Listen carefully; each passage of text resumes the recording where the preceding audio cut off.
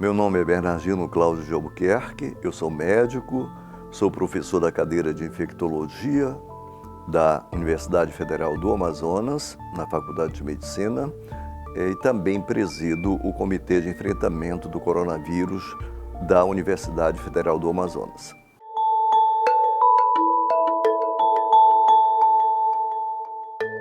Coronavírus é uma família de vírus, que inicialmente tem a sua origem em animais. No entretanto, como nós sabemos, esses vírus são vírus mutantes, e realmente eles podem determinar doença humana. Com relação aos vírus desta família de coronavírus que determinam doença humana, hoje que nós conhecemos, nós temos realmente 7 vírus já muito bem identificados. Dentre eles, o último, que exatamente foi isolado nessa situação vivenciada na China no final do ano, que realmente foi denominado de Covid-19.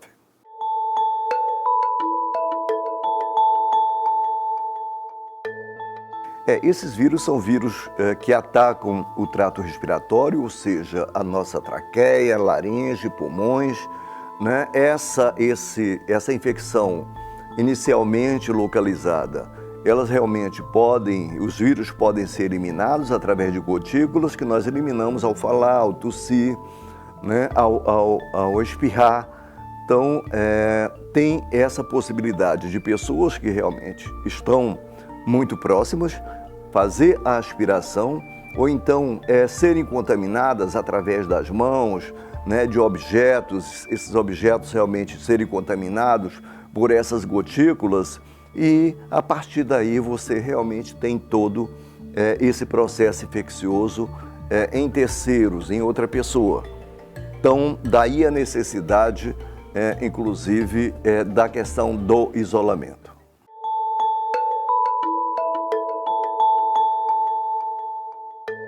Cerca de 80% das pessoas que são infectadas pelo coronavírus fazem exatamente uma sintomatologia igual a qualquer processo gripal.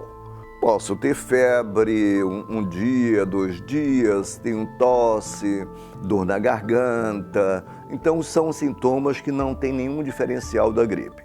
O grande problema de respeito a algumas situações em que esse vírus realmente ele tende a agredir o pulmão, que nós chamamos de trato respiratório inferior, e aí realmente determinar infecções, às vezes graves, que podem levar até a morte. À medida que eu tenho todo esse quadro clínico de gripe e começo a ter falta de ar, dor no peito, ou seja, a febre aumentar, principalmente aumentar de intensidade, às vezes era uma febre que já tinha passado, mas voltou.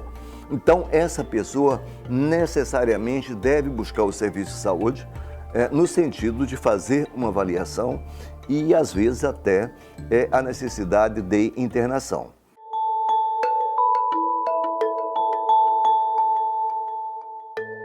Um caso suspeito é exatamente uma pessoa com a sintomatologia respiratória, ou seja, aquela sintomatologia de estado gripal, que podem ter algumas situações diferenciais, ou seja, essa pessoa pode ter vindo do exterior, de outros países onde há transmissão da doença. Essa história de vinda de outros países, mais o quadro clínico, ele é considerado um caso suspeito em potencial. Mas também o caso suspeito ele pode ser definido a questão de uma pessoa mencionar que realmente teve contato com outro caso gripal, principalmente aqueles casos ou suspeitos ou já confirmados. E isso é muito frequente na questão da família. Ou seja, às vezes eu tenho um caso suspeito na família, como esse contato familiar é um contato, digamos, mais próximos, mais duradouro, a probabilidade de outras pessoas da família pegar a doença é muito grande. Então, nós temos exatamente que manter esse cuidado. A pessoa gripada em casa, uma das recomendações é manter um isolamento social, isolamento familiar mesmo, né, no sentido de não passar a doença para outras pessoas.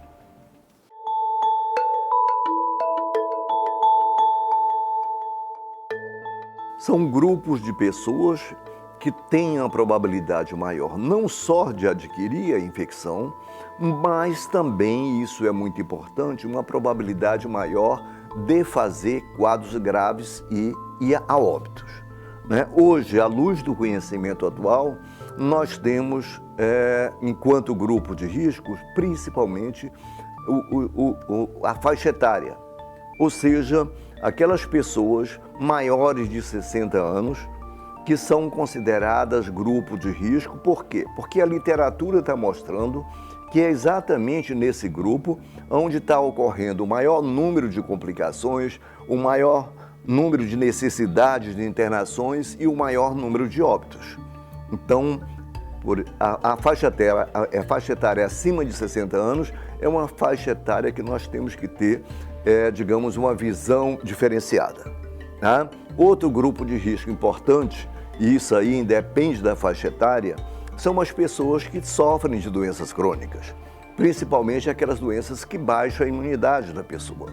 Então, essas pessoas também têm praticamente a mesma probabilidade de agravar, de fazer quadros clínicos graves e óbitos até.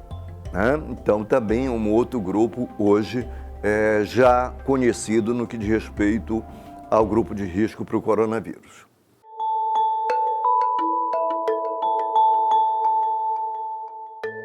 Nós ainda não conhecemos a sua resposta a determinadas drogas, né? Nós não temos uma vacina, né? Até porque a situação é muito nova, não deu tempo exatamente para fazer esse procedimento. Então, a princípio, não existe tratamento.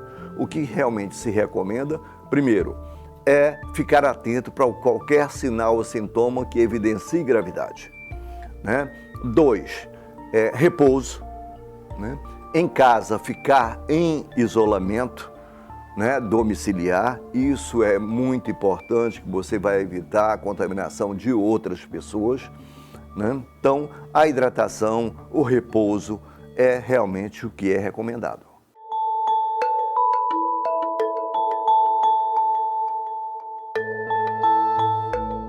A questão do comitê, primeiro, é uma situação extremamente necessária no que diz respeito a tudo que o mundo está vivenciando hoje. Né? Eu acho que cada um tem que cuidar da sua casa.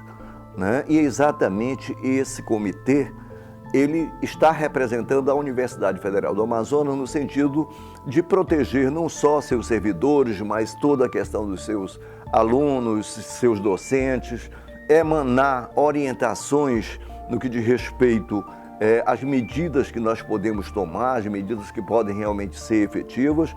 Então, o comitê é exatamente um grupo de servidores, né, que estão, digamos, diuturnamente, né, trabalhando e discutindo exatamente medidas de controle, né, e de prevenção no que diz respeito ao coronavírus.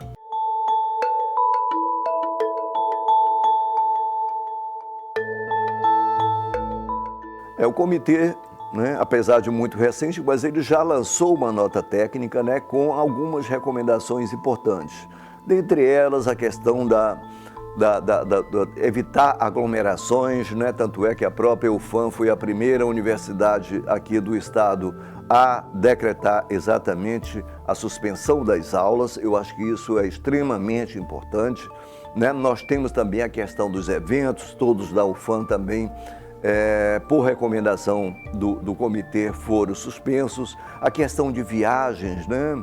Então não faz sentido hoje a UFAM liberar seus servidores, seus docentes para viagem, principalmente viagem no exterior. E agora também a situação a nível de país também é uma situação complicada.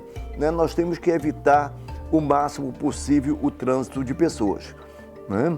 Então, e recomendar também que essas pessoas que hoje estão dispensadas no trabalho ou trabalhando na estratégia de home office, elas realmente fiquem em casa. Né?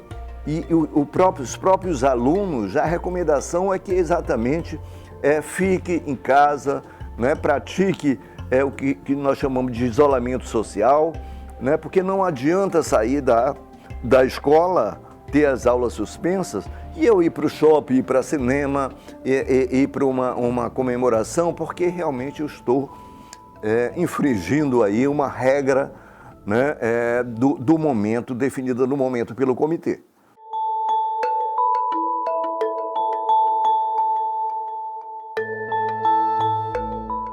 O governo do estado do Amazonas, através da Fundação de Vigilância e Saúde, está coordenando exatamente um grupo de trabalho que visa definir essa questão das referências, né, dentro do que diz respeito à assistência.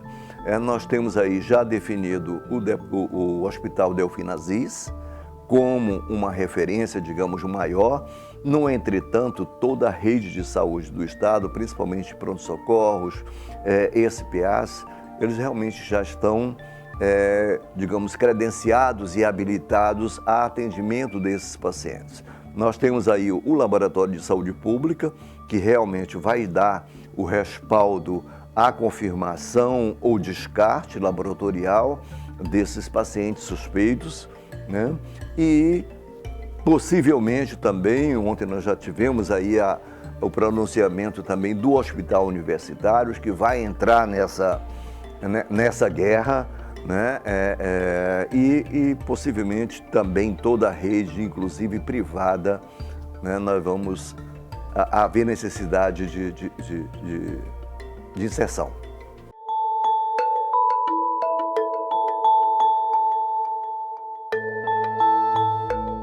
Nós temos aí, enquanto fonte de informações seguras, exatamente algumas fontes, como é a Organização Mundial de Saúde, o próprio Ministério da Saúde, que tem uma plataforma que é atualizada dia a dia, onde realmente eu posso ter informações seguras, principalmente no que diz respeito à situação atual, né?